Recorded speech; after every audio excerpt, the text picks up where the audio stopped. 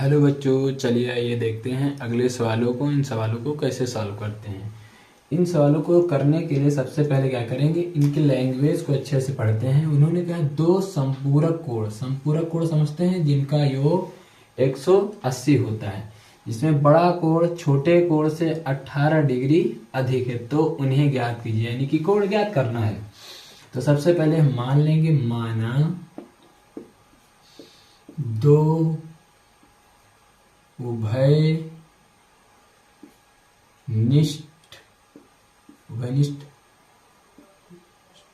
कोण x व y है। दो उभयनिष्ठ कोण x व y।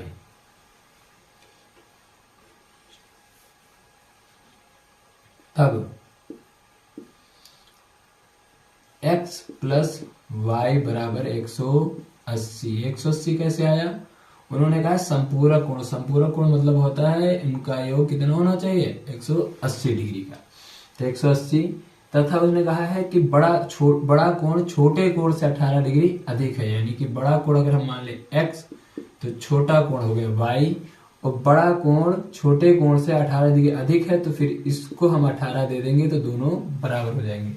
इससे बड़ा कोण 18 डिग्री अधिक था, लेकिन जब छोटे वाले को दे दिया तो दोनों बराबर हो गए। इसको माना समीकरण 1, इसको समीकरण 2। ये सवाल पिछले वाले सवाल की तुलना सेम है बिल्कुल।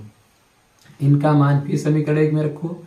समीकरण 1 में रखने पर रखेंगे तो क्या बनेगा, x की जगह पर y प्लस 18 प्लस y बराबर 180 डिग्री, y बाई 2y बराबर 180 माइनस 18, ये प्लस का था उधर गया तो माइनस का हो गया।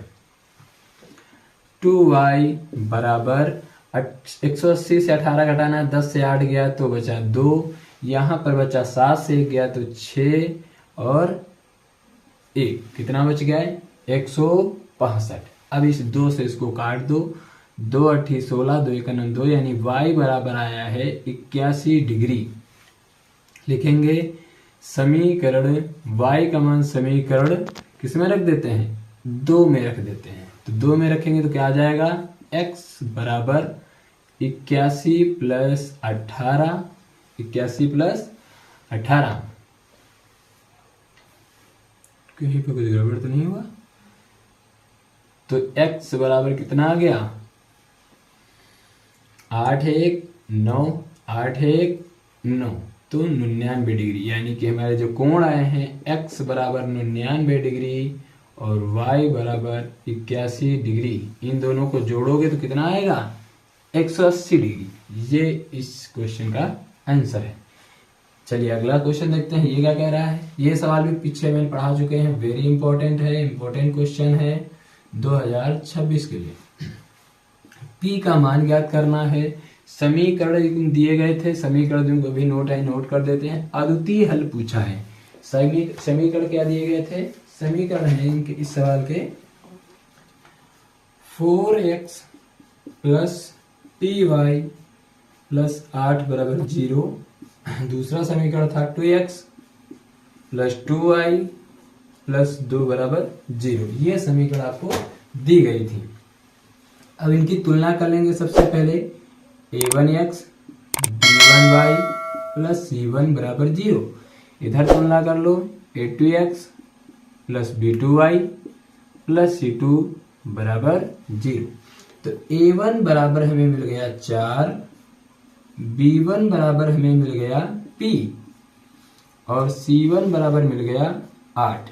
इधर करेंगे तो a2 बराबर हमें मिल गया, कितना मिला 2, b2 बराबर हमें मिल गया 2 और c2 बराबर भी हमें क्या मिला 2। सेम मिलता जा रहा है, कोई बात नहीं।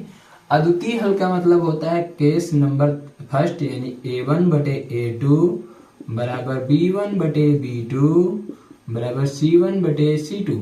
जब हमने केस फर्स्ट अद्वितीय हल कहा था तो कहाँ कट थी, यहाँ पर कट का निशान आया था। यानी कि इस सवाल को जब हम हल करेंगे तो क्या मान आएगा, a1 का 4 बटे a2 का 2 बराबर b1 का p, b2 का 2, c1 का 8, c2 का 2 और यहाँ पर कट।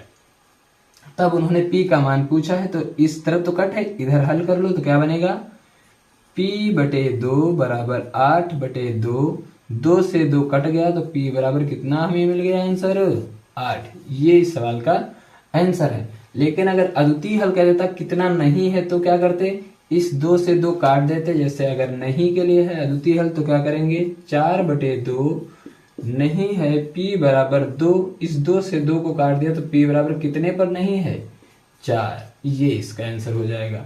जब नॉट के लिए अद्वितीय हल कहेगा तो ये वाला, और p का मान कौन सा है, ये वाला। इस तरह इस सवाल को सॉल्व करेंगे। आशा करते हैं आपको क्वेश्चन समझ में आया होगा। मिलते हैं अगले क्वेश्चन में। Thank you.